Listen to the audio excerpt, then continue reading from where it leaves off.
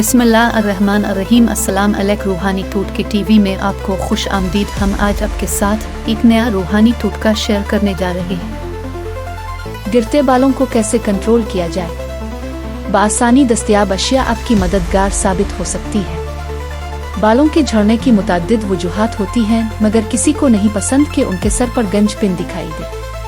अगर आपके भी सर के बाल तेजी से गिर रहे हैं तो कुछ घरेलू टोटके आजमा कर देखें। पाकिस्तानी ख्वातीन के उन आजमूदा टोटकों से हेयर फॉल न सिर्फ कंट्रोल हो जाएगा बल्कि बालों की चमक में भी इजाफा होगा।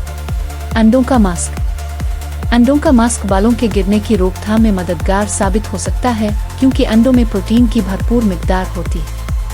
इस मास्क को बनाने के लिए एक अंडे को एक चाय के चम्मच जैतून के तेल में मिक्स करें। बालों को धोने के बाद इस पेस्ट को बालों पर लगाकर 10 मिनट के लिए छोड़ दें। जब वो पेस्ट खुश्क और जज्ब हो जाए तो बालों को किसी कंडीशनर से धो लें। नारियल का दूध। बालों के गिरने की एक बड़ी वजह सर की जिल्द में नमी खत्म होकर खुश्की का बढ़ जाना है।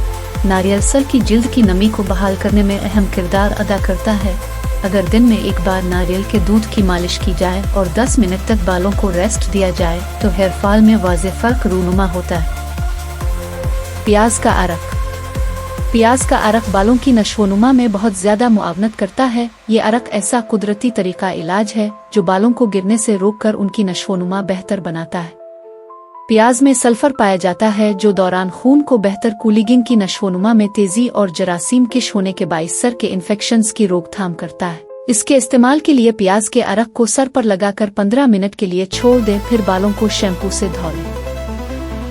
एलोवेरा।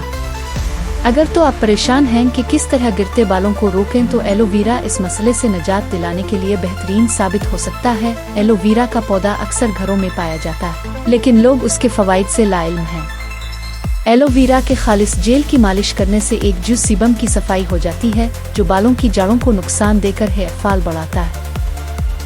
अगर आपको हमारा टोटका पसंद आलिफ हो तो लाइक और सब्सक्राइब करना ना भूलिएगा और कमेंट्स में ये ज़रूर बताइएगा कि आपको इससे कितना फ़ायदा पहुंचा।